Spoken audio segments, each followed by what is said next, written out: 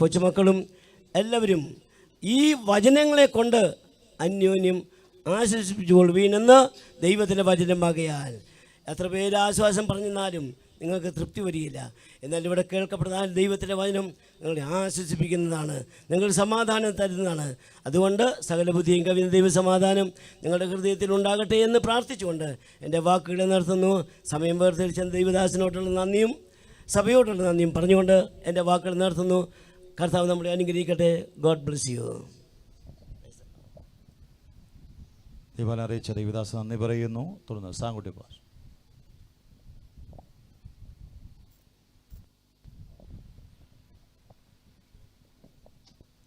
മുൻപേ പോയ വൃദ്ധന്മാർ എത്രയോ ഭാഗ്യവാന്മാർ, കാഹളനാദം മുഴങ്ങുമ്പോ ദൂതർക്കാഹളം മുഴങ്ങുമ്പോ മധ്യവാനിൽ വന്നു ചേരും, മധ്യവാനിൽ വന്നു ചേരും. ഒരു നാൾ വീട്ടു നാം പോകും, എന്നേശുവിൻ സന്നിധി ചേരും. വേദനയില്ലാത്ത നാട്ടിൽ സമാധാനത്തോടെ പാർക്കും. ഹായന്തോരാനന്ദമേ, ഹായന്തോരാനന്ദമേ.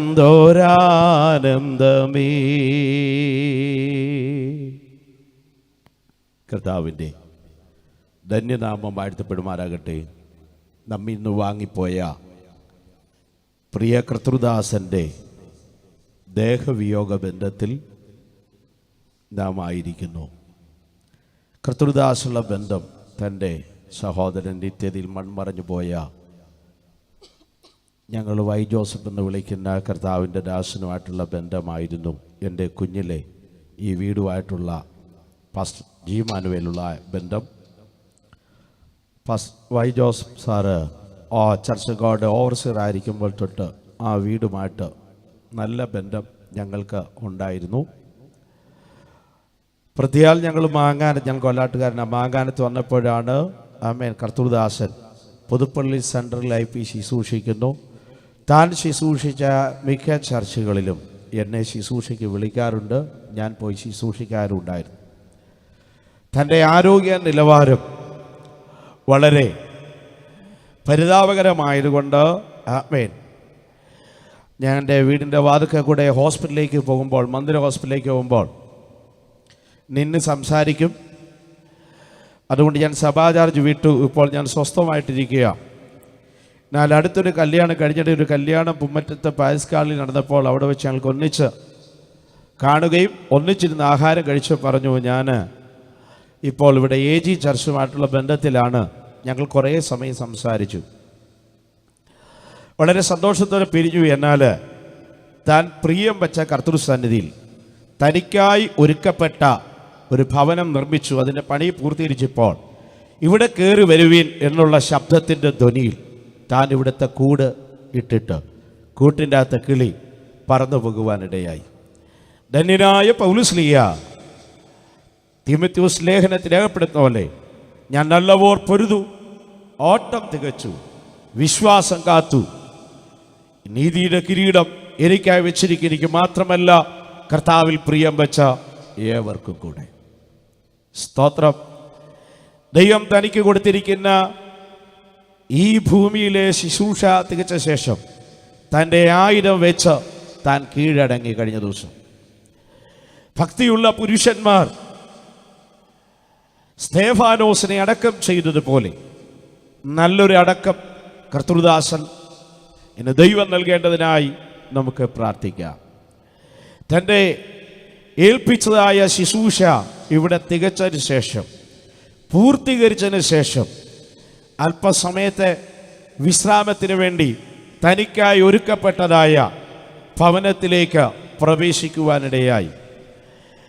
തൻ്റെ കഴിഞ്ഞ കാലഘട്ട ശുശ്രൂഷ ആയിരങ്ങളെ ദൈവത്തിൽ ആനയിക്കുകയും അനേകരെ സ്നാനപ്പെടുത്തുകയും ദൈവത്തിൻ്റെ പ്രമാണത്തിലേക്ക് വഴിതെളിക്കുകയും ചെയ്തതായ അഭിഷേകത്തിന് ദൈവം നൽകുന്നതായ കിരീടങ്ങളെ ഓർത്ത് ഞാൻ ദൈവത്തിന് സ്തോത്രം. ആമേൻ.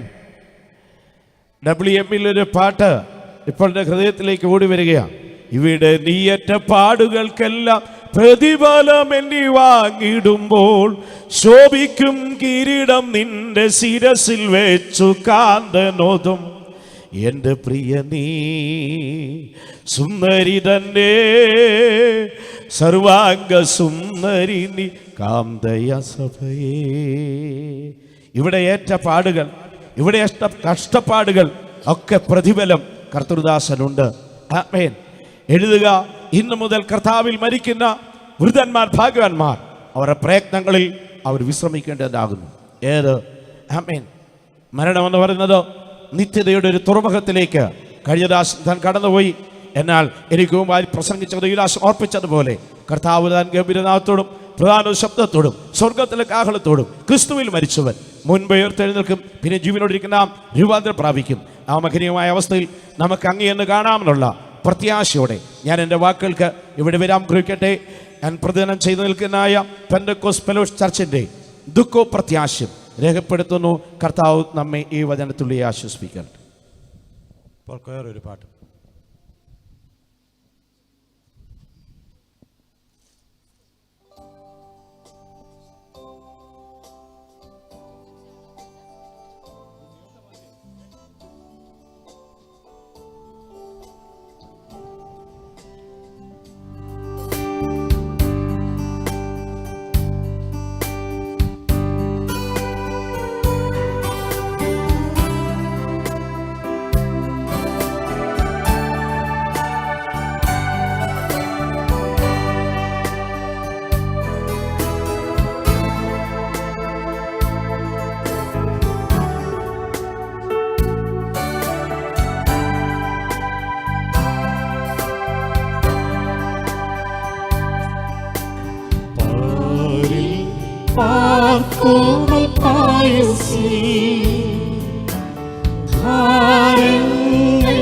അധികം വേണ്ടിനി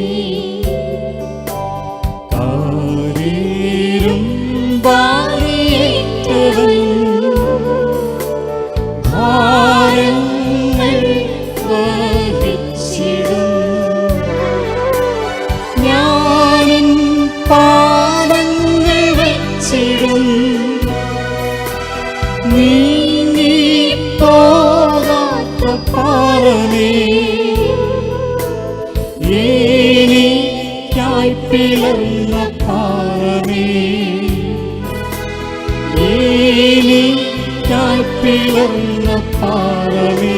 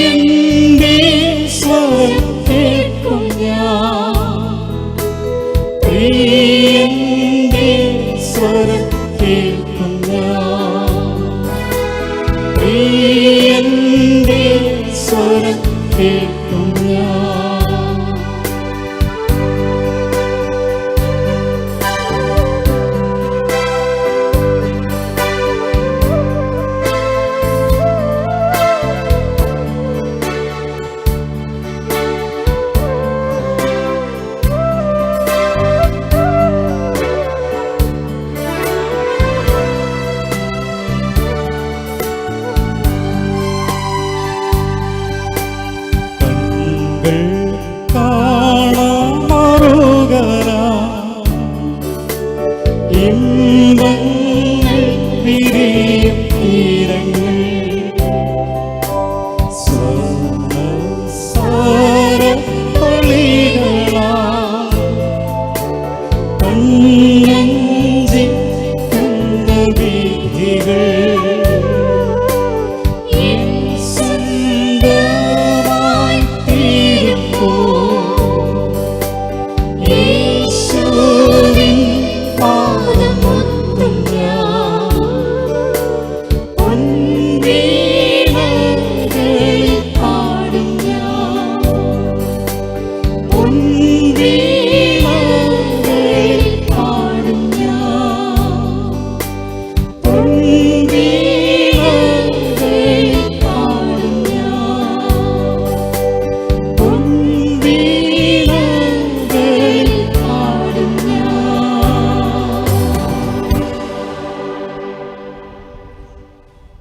ഇപ്പോൾ ദേവിദാസൻ എബ്രഹാം ഐപ്പാസ്.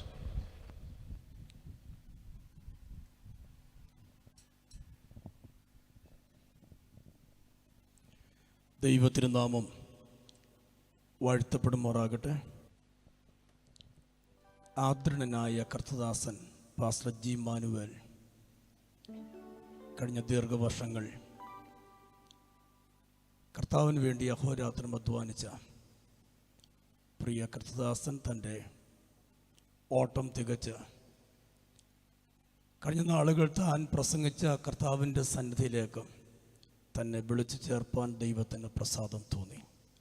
ഇന്ത്യൻ പെന്തക്കോസ്ത് ദൈവസഭയുടെ പുതുപ്പള്ളി സെൻറ്ററിൽ എൻ്റെ കൂട്ടുവേലക്കാരനായി ദീർഘവർഷങ്ങൾ ഞങ്ങൾക്കൊരുമിച്ച് കർത്താവിൻ്റെ മഹത്വമുള്ള ശുശ്രൂഷയിലായിരിക്കാൻ കർത്താവ് അവസരം തന്നതോർത്ത് ദൈവത്തെ സ്തുതിക്കുന്നു.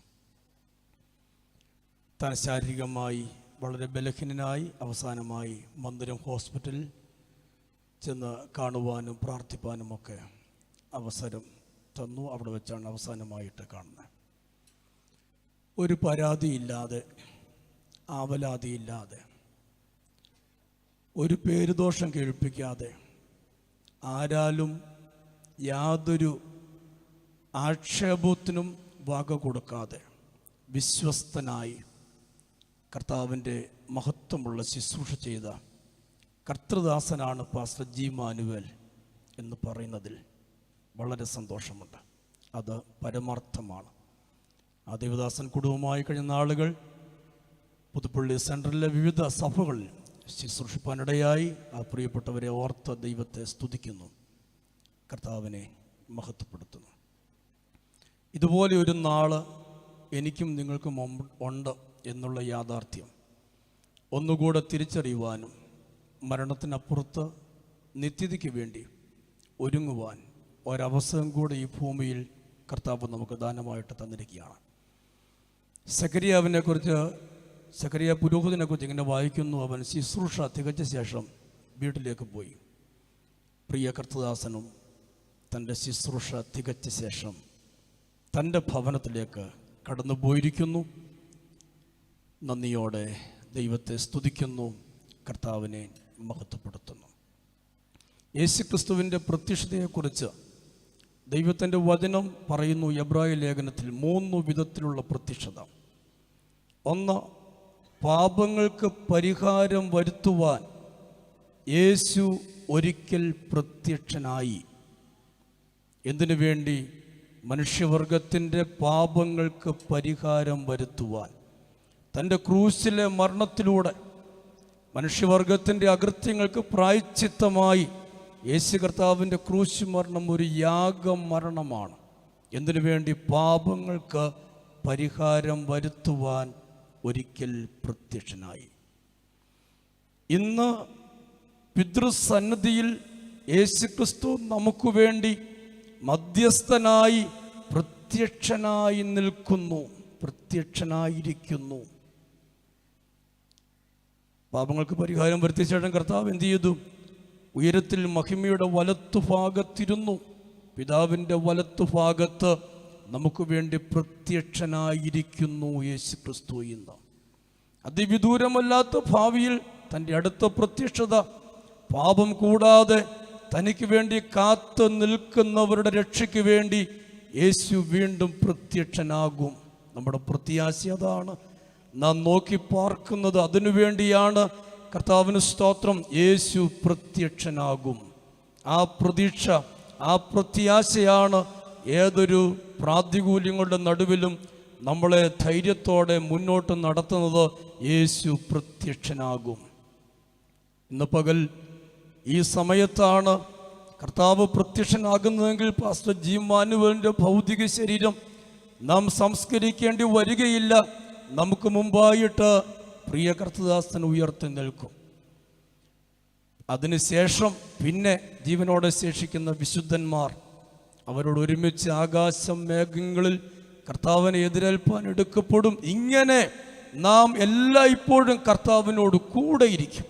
വിട്ടുപിരിഞ്ഞാൽ കർത്താവിനോട് കൂടെ ഏറ്റവും ജീവിതത്തിൻ്റെ ഭാഗ്യകരമായ ജീവിതത്തെ ധന്യമാക്കുന്നത് ആ ഉറപ്പാണ്. ഇവിടെ ശരീരം വിട്ടാൽ ആ നിമിഷം യേശുവിനോട് കൂടെ. കർത്താവിന് സ്തോത്രം ചെയ്യുന്നു.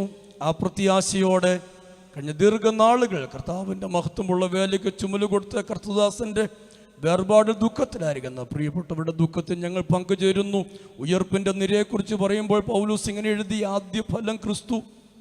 ആദ്യത്തെ ഉയർപ്പ് യേശു ക്രിസ്തുവിൻ്റെ ഉയർപ്പാണ്, തേജസ്സിൽ നടന്ന ഉയർപ്പ്. പിന്നെ ക്രിസ്തുവിനുള്ളവർ അവൻ്റെ വരവെങ്കിൽ അടുത്ത ഉയർപ്പ് അധികം താമസിയാതെ നടക്കും. ആരുയർക്കും? ക്രിസ്തുവിനുള്ളവർ ഉയർക്കും. എപ്പോൾ? അവൻ്റെ വരവെങ്കിൽ ഉയർക്കും. പിന്നെ അവസാനം ദൈവത്തെ കൂടാതെ മരിച്ചുപോയ സകലരും അവസാനം ഏറ്റവും ഒടുക്കം ഉയർത്തി നിൽക്കും. ക്രിസ്തുവിനുള്ളവർ അവൻ്റെ വരവെങ്കിൽ ഉയർത്തി നിൽക്കുന്ന ആ ഉയർപ്പിൻ്റെ ദിവസത്തിൽ അനേകമായിരം വിശുദ്ധന്മാരോട് ചേർന്ന് കർത്താവിന് സ്തോത്രം, നമ്മുടെ വാഴ്ത്തപ്പെട്ട കർത്താവിനെ നമുക്ക് മുഖാമുഖമായി കാണാം. പ്രിയ കർത്തദാസൻ പാസ്റ്റർ ജി മാനുവേലും തേജസ്കരിക്കപ്പെട്ട ശരീരത്തോടെ ഉയർത്തെഴുന്നേൽക്കു വരും എന്നുള്ള തികഞ്ഞ പ്രത്യാശയോടെ കർത്താവിൻ്റെ ദാസൻ്റെ ഭൗതിക ശരീരത്തിന് യാത്ര പറയുവാൻ കർത്താവ് കൃപ ചെയ്യട്ടെ. പ്രിയ കർത്താവിൻ്റെ ദാസി, പ്രിയ മക്കൾ, അവരുടെ വേദനയിൽ ഞങ്ങൾ പങ്കുചേരുന്നു. ഞങ്ങൾ ശുശ്രൂഷിക്കുന്ന ഇന്ത്യൻ പെന്തക്കോസ്ത് ദൈവസഭ അഞ്ചേരി കർമ്മൽ സഭയും അവരുടെ വേദനയിൽ പങ്കുചേരുന്നു. സർവ്വകൃപാലുവായ കർത്താവ് നമ്മെ ധാരാളം ആശ്വസിപ്പിക്കുമാറാകട്ടെ. അനുഗ്രഹീതമാകുന്ന നല്ല വചനങ്ങളെ നമുക്ക് നൽകിത്തരുന്ന നല്ല ആലോചനകൾക്കായി സ്തോത്രം ചെയ്യുന്നു. തുടർന്ന് സാറാമ്മ സണ്ണി തുടർന്ന് സംസാരിക്കും.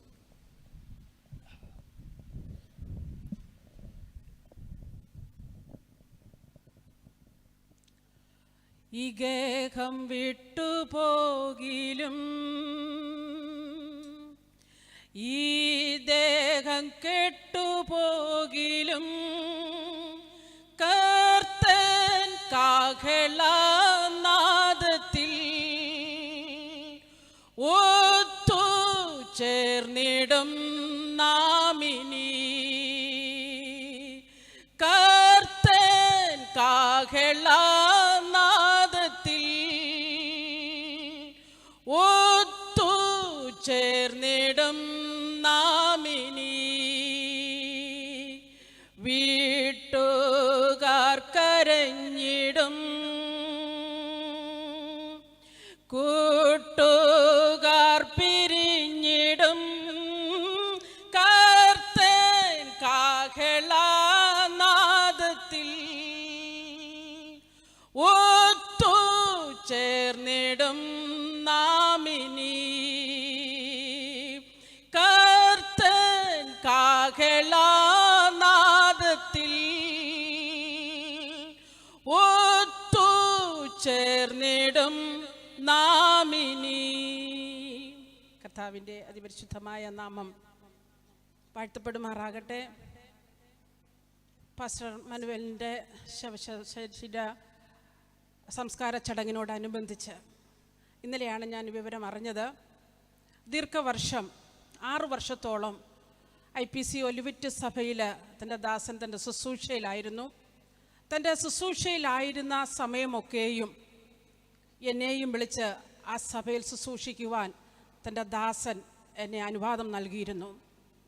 ദാസനെ ഞാൻ കണ്ട അന്നു മുതൽ ഇന്നുവരെയും എനിക്ക് പറയുവാനുള്ളത്, ശാന്തനായ ഒരു പാസ്റ്റർ, ഒരു രൂപയ്ക്ക് പോലും അത്യാർത്തിയില്ലാത്ത ഒരു പാസ്റ്റർ, ഉള്ളതുകൊണ്ട് തൻ്റെ ഭാര്യയെയും കുഞ്ഞുങ്ങളെയും പോറ്റി പുലർത്തുന്ന തൻ്റെ ദാസൻ. ആരോടും ഒരു പരാതിയില്ല, ആരോടും ഒരു പരിഭവവുമില്ല. ചെന്ന് കണ്ടില്ലെങ്കിലും പ്രാർത്ഥിച്ചാൽ മതി എന്ന് മാത്രം പറയുന്ന കർത്താവിൻ്റെ ദാസൻ.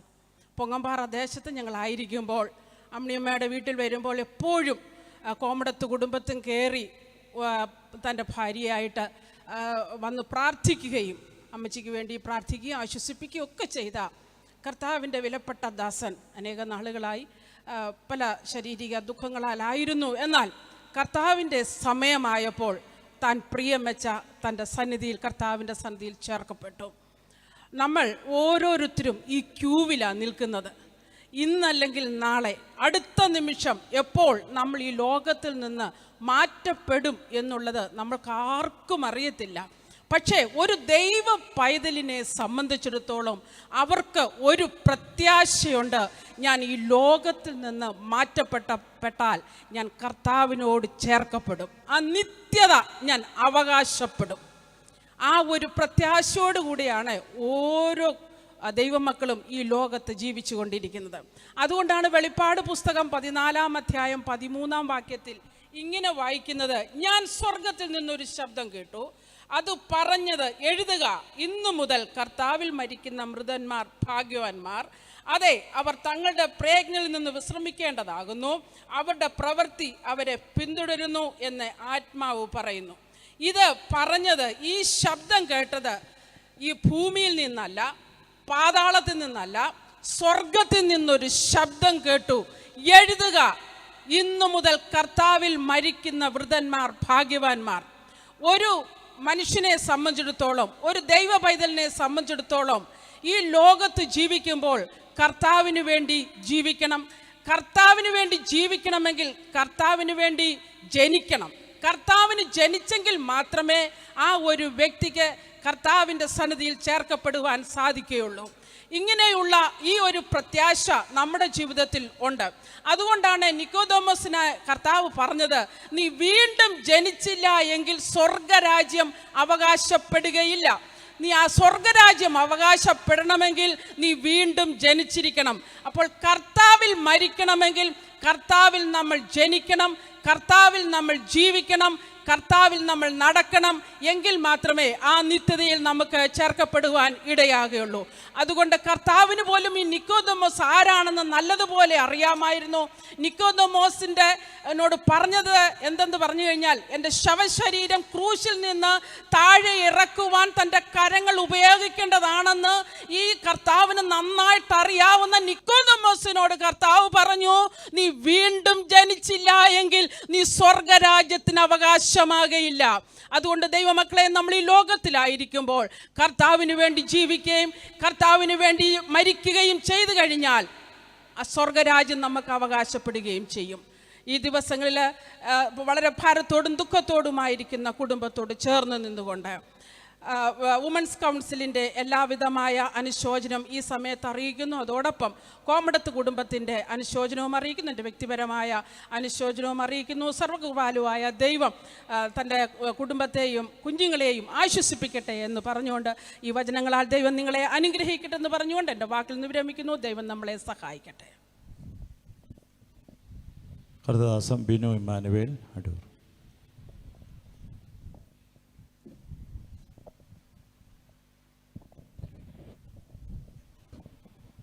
ദുഃഖത്തിലായിരിക്കുന്ന ഭവനവാസികൾ, ഈ പ്രത്യേക ശുശ്രൂഷയ്ക്ക് നേതൃത്വം നൽകുന്ന കർത്തൃദാസന്മാർ, കടന്നു വന്നിരിക്കുന്ന എല്ലാവർക്കും ക്രിസ്തുയേശുവിന്റെ നിസ്തുല്യ നാമത്തിൽ സ്നേഹവന്ദനം. അനേക ദീർഘനാളുകൾ കർത്തൃ ശുശ്രൂഷയിലായിരുന്ന കർത്തൃദാസൻ കഴിഞ്ഞ ദിവസം താൻ ഇമ്പങ്ങളുടെ പറുദീസയിൽ എത്തിച്ചേരുവാനിടയായി തീർന്നല്ലോ.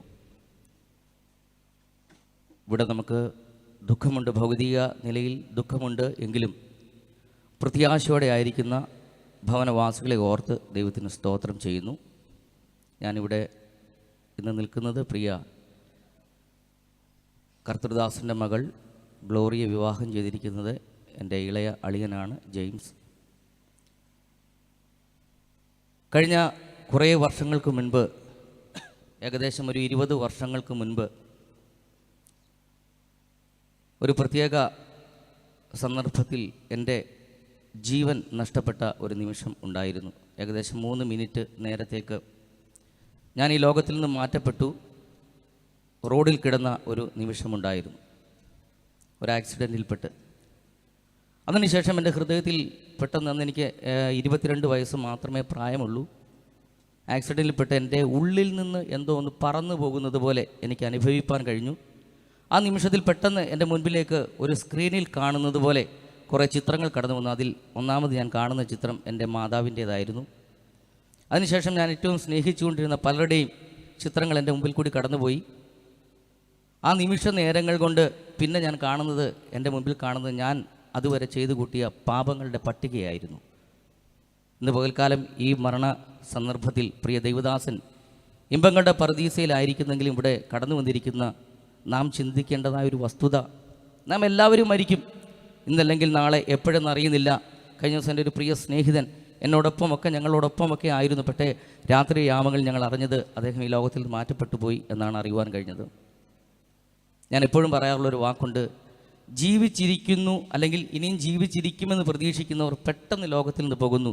എന്നാൽ ഇനി ഒരു ജീവിതമില്ല, ഇന്നോ നാളെയോ മരിക്കും എന്ന് പറയുന്ന പലരും ഇന്നും ജീവിച്ചിരിക്കുന്നു എന്നുള്ള യാഥാർത്ഥ്യമാണ്. അർത്ഥാൽ ദൈവത്തിൻ്റെ കൈകളിലാണ് ഒരു മനുഷ്യൻ്റെ ജീവൻ ഇരിക്കുന്നത്. തക്ക സമയമാകുമ്പോൾ ഏത് സമയമെന്ന് നാം അറിയുന്നില്ല.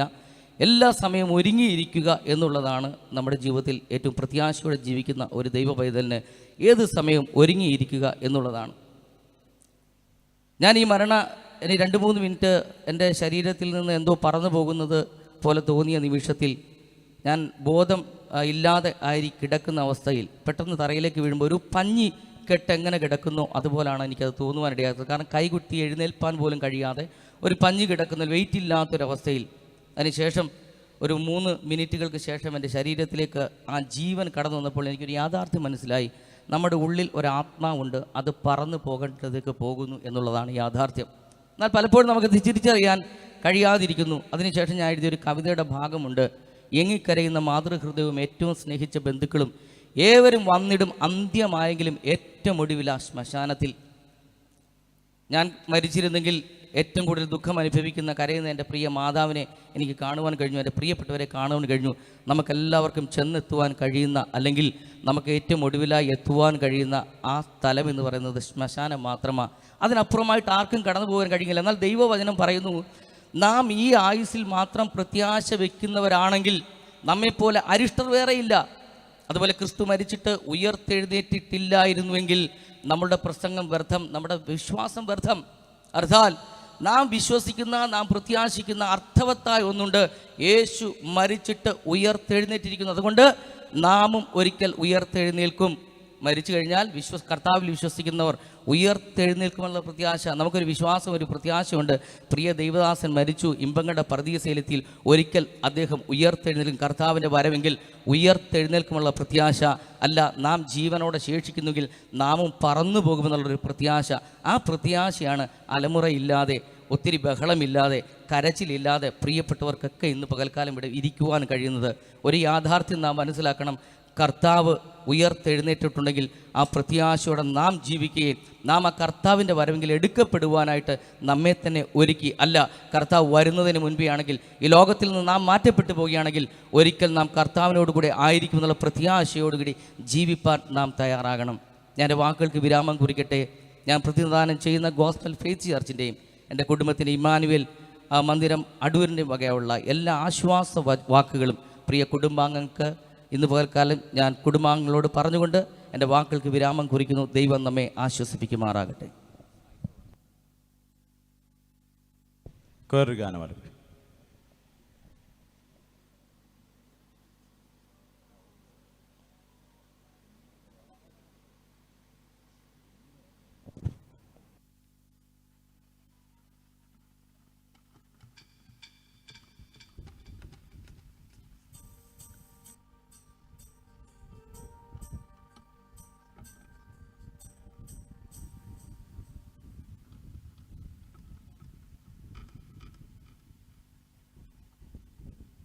കർത്തദാസൻ്റെ ഇവിടുത്തെ മൂത്ത മകളുടെ മകളാണ് ഇപ്പോൾ ഗാനം ആരംഭിക്കുന്നത്.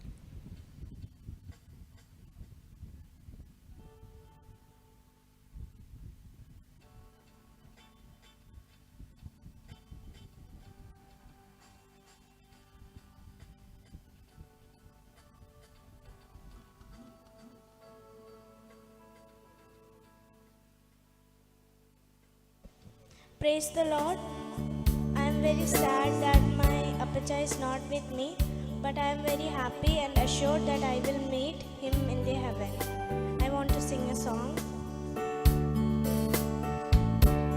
There's a land that is brighter than day, and by faith we can see it afar. For the Father that waits o'er the way, prepare us a dwelling place there. In the sweet by and by, we shall meet on that beautiful shore. In the sweet by and by, we shall meet on the beautiful shore. We shall sing on that beautiful shore the melodious songs of the blessed, and their spirits shall sorrow no more. Not a sigh for the blessing of rest. In the sweet by and by, we shall meet in the beautiful shore. In the sweet by and by, we shall meet on the beautiful shore. In the sweet by and by, we shall meet on that beautiful shore. In the sweet by and by, we shall meet on the beautiful shore. We shall meet on that beautiful shore. We shall meet on the beautiful shore.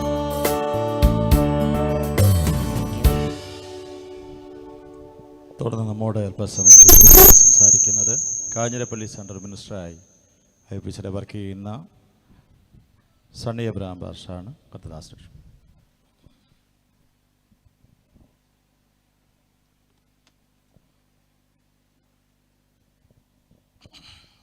ദൈവനാമത്തിന് മഹത്വമുണ്ടാകട്ടെ. പ്രിയ കർത്തദാസൻ്റെ വേർപാടിൽ ദുഃഖാർത്തരായിരിക്കുന്ന പ്രിയ കർത്തദാസി, മക്കൾ, സഹോദരങ്ങൾ, ചർച്ചക്കാർ, ബന്ധുജനങ്ങൾ, സഭാംഗങ്ങൾ, എല്ലാ പ്രിയപ്പെട്ടവർക്കും ക്രിസ്തയേശുവിൻ്റെ ധന്യമായ നാമത്തിൽ എൻ്റെ വന്ദനം അറിയിക്കുന്നു. ഇന്ന് പകൽ ഇങ്ങനൊരു അവസ്ഥയിൽ നമുക്ക് ഒരുമിച്ച് കൂടുവാൻ ദൈവം അവസരമൊരുക്കിയിരിക്കുകയാണ്. വേർപാട് ഒരിക്കലും നമുക്ക് സന്തോഷം പകരുന്നതല്ല.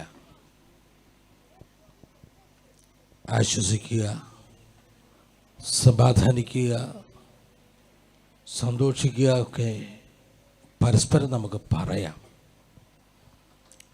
പക്ഷേ ആ വാക്കുകളൊന്നും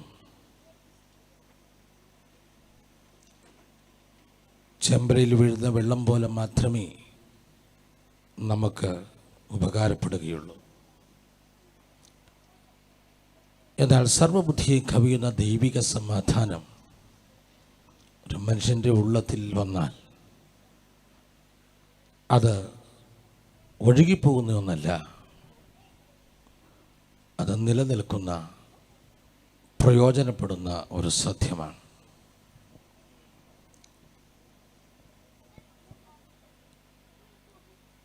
ഇന്ന് ഞാനിവിടെ എത്തിച്ചേരുവാൻ രണ്ട് പ്രധാന കാരണങ്ങളാണുള്ളത്.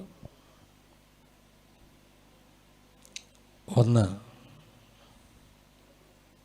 ഈ ദേവദാസൻ്റെ പ്രിയ ഭാര്യയുടെ സഹോദരിയുടെ മകനും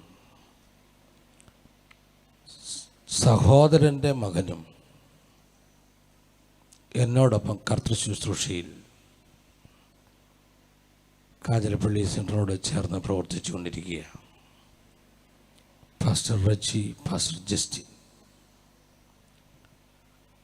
ആ പ്രിയപ്പെട്ടവരുള്ളതായ ബന്ധത്തിലാണ് എനിക്കിവിടെ എത്തിച്ചേരുവാൻ ഇടവന്നത്.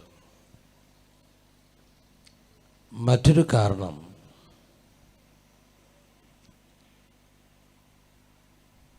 ചില വർഷങ്ങൾക്ക് മുൻപ്, ഏതാണ്ട് ഒരു 6-7 വർഷത്തിന് മുമ്പ്, ഈ പ്രിയ കത്തുദാസൻ കുടുംബമായി ഞാൻ ശുശ്രൂഷിച്ച സെൻറ്ററിലെ ഒരു ലോക്കൽ സഭയിൽ ശുശ്രൂഷകനായി പുതുപ്പള്ളി സെൻറ്ററിൽ നിന്ന് ട്രാൻസ്ഫറായി അവിടേക്ക് വന്നു. എന്നാൽ ഏറെക്കാലം അവിടെ ശുശ്രൂഷിപ്പാൻ കഴിഞ്ഞില്ല. ഏതാണ്ട് ഒരു 6 മാസം അവിടെ ആയിരുന്ന സന്ദർഭത്തിലാണ് അദ്ദേഹത്തിന് ഒരു സ്ട്രോക്ക് വരികയും ശുശ്രൂഷിപ്പാൻ കഴിയാത്ത ഒരു നിലവാരത്തിൽ താൻ എത്തുകയും ചെയ്തു. എന്നാൽ ഒരു ദൈവദാസൻ എന്ന നിലയിലും ഏറെക്കാലം കർത്തൃശുശ്രൂഷയിൽ അധ്വാനിച്ച ഒരു കുടുംബം എന്ന നിലയും മനസ്സിലാക്കി, മറ്റാരും കാണിക്കാത്ത ഒരു മാനുഷിക പരിഗണന അദ്ദേഹത്തിന് ഞങ്ങൾ കൊടുത്തു. ശുശ്രൂഷിക്കാൻ പ്രാപ്തിയില്ല എങ്കിലും ഹോസ്പിറ്റലിൽ നിന്ന് റിലീസായി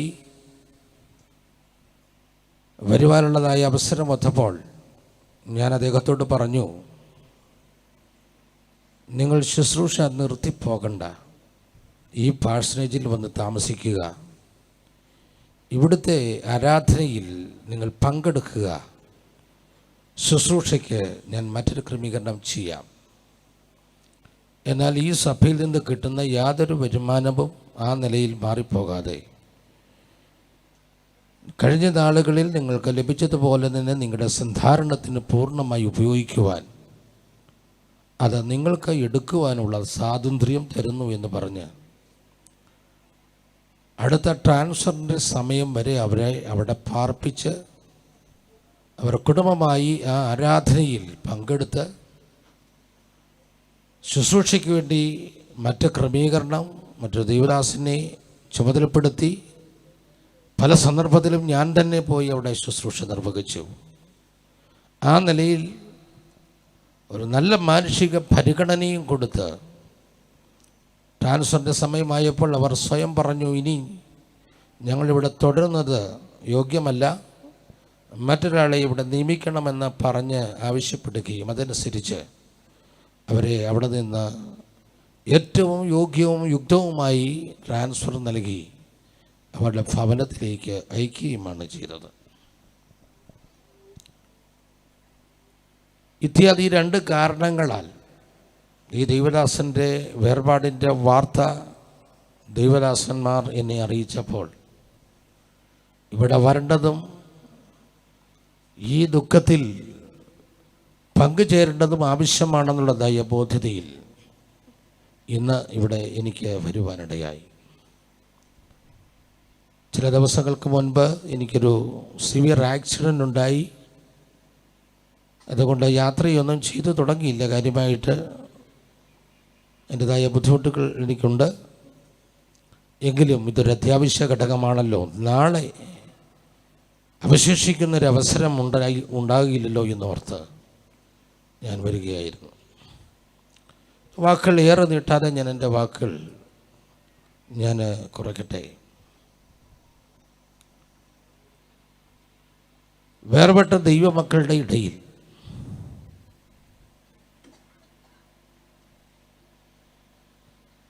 പ്രധാന പ്രവാചകന്മാരെന്ന് അറിയപ്പെട്ട പെന്തക്കോസ്ത് ചരിത്രത്തിൽ ഇടം നേടിയതും തുടച്ചു മാറ്റാൻ കഴിയാത്തതുമായ ഒരു പദവിയുടെ ഉടമയായിരുന്നു പരേതനായ പാസ്റ്റർ മാങ്ങാനം ജോസഫ്. അദ്ദേഹത്തിൻ്റെ മരുമകനാണ് ഇന്ന് നമ്മുടെ മുമ്പിൽ നിശ്ചലനായി കിടക്കുന്ന ഈ കർത്തൃദാസൻ അഥവാ തൻ്റെ ഈ മൃതശരീരം. ആയിരക്കണക്കിന് ആളുകളെ പരിശുദ്ധാത്മാഭിഷേകം പ്രാപിപ്പാൻ ദൈവത്താൽ ഉപയോഗിക്കപ്പെടുകയും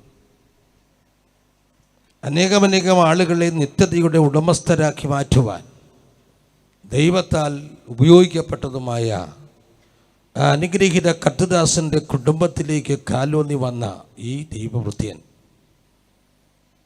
എനിക്ക് അറിവുള്ളിടത്തോളം ആത്മാർത്ഥതയോടെ, വിശ്വസ്തയോടെ, പരമാർത്ഥതയോടെ കർത്താവിൻ്റെ വേല കഴിഞ്ഞ കാലങ്ങളിൽ ചെയ്യുകയും ആരോഗ്യമുള്ള സന്ദർഭങ്ങളിലൊക്കെ വിവിധ ഇടങ്ങളിൽ പാർത്ത്, കൊച്ചു കൊച്ചു പാഴ്സേജുകളിൽ പാർത്ത് അവിടെ നിന്ന് കിട്ടിയ നന്മകൾ കൊണ്ട് തൃപ്തിപ്പെട്ട് കർത്താവിൻ്റെ വേല ചെയ്യുവാൻ സന്മനസ് കാണിച്ച ഒരു അനുഗ്രഹീത കർത്തൃവൃത്തിനും കുടുംബവുമായിരുന്നു. എന്നാൽ ദൈവിക പദ്ധതിയെക്കുറിച്ച് നമുക്ക് ചോദ്യം ചെയ്യാൻ പറ്റില്ല. ഇങ്ങനെയൊക്കെ സംഭവിച്ചതിന് പിന്നിൽ എന്തൊക്കെയോ ദൈവത്തിൻ്റെ പദ്ധതിയുണ്ട് എന്ന് മാത്രം നമുക്ക് കരുതുക. 3 ദിവസം കൊണ്ട് യാത്ര ചെയ്യേണ്ട ഇസ്രയേൽ ജനം 40 വർഷം മരുഭൂമിയിൽ ചുറ്റി നടക്കേണ്ട വന്നതിൻ്റെ പിന്നിൽ ദൈവത്തിൻ്റെ പദ്ധതി ഉണ്ടായിരുന്നു. ചെങ്കടലിൻ്റെ മുമ്പിൽ നിന്ന് ഭയപ്പെട്ട് നിൽക്കേണ്ടതും യോർദാൻ്റെ മുമ്പിൽ നിന്ന് പുറകുറുക്കേണ്ട വന്നതും ഒക്കെ ഇതിൻ്റെ പിന്നിലൊക്കെ ദൈവിക പദ്ധതി ഉണ്ടായിരുന്നു.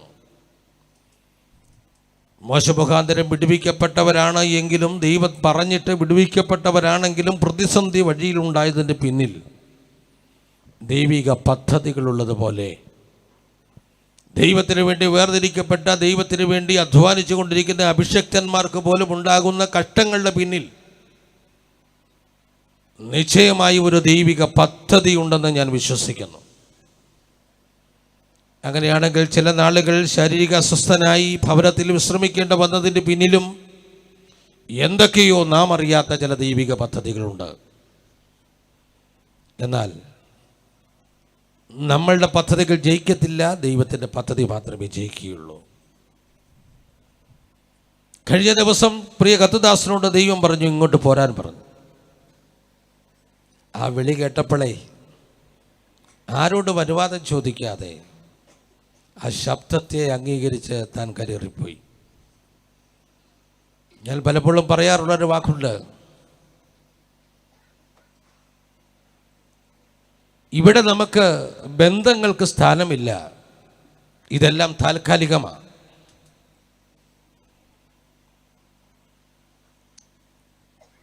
ശരീരമെന്നും ശിരസ്സെന്നും ദൈവവചനം ചിത്രീകരിച്ചിരിക്കുന്ന കുടുംബം,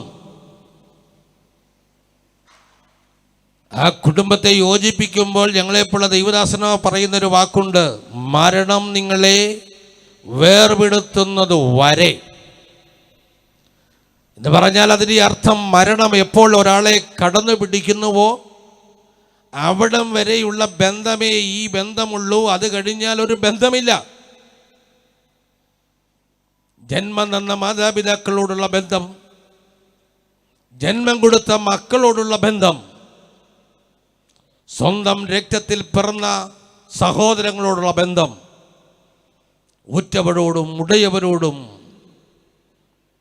ആരോടുമുള്ളതായ ബന്ധം, ഇതെല്ലാം താൽക്കാലികമാണ്, നിലനിൽക്കുന്നതല്ല.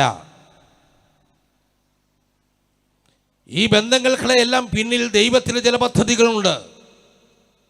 ഈ പ്രപഞ്ചത്തിൻ്റെ നിലനിൽപ്പിനും മനുഷ്യ ജനതയുടെ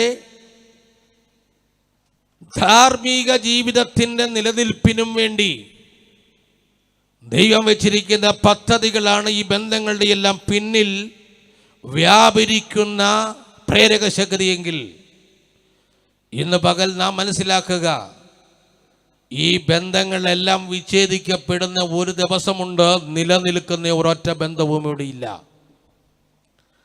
പക്ഷേ ഈ ഭൂമിയിൽ എല്ലാ ബന്ധങ്ങളും അറ്റുപോകുമെങ്കിലും അറ്റുപോകാത്ത ഒരൊറ്റ ബന്ധം ഈ ഭൂമിയിൽ വെച്ച് നമുക്ക് സ്ഥാപിക്കാൻ കഴിയും. അത് മറ്റൊന്നുമല്ല, നമ്മുടെ വീണ്ടെടുപ്പുകാരനുമായ ദൈവവുമായുള്ള ബന്ധം. ആ ബന്ധം സ്ഥാപിക്കുവാൻ നമുക്ക് ഈ ഭൂമിയിൽ ഒരു ജീവിതത്തിൽ കഴിയുന്നുവെങ്കിൽ ആ ബന്ധത്തെ മുറിച്ചു കളയുവാൻ ഉലകത്തിൽ ഒരു ശക്തിക്കും കഴിയില്ല.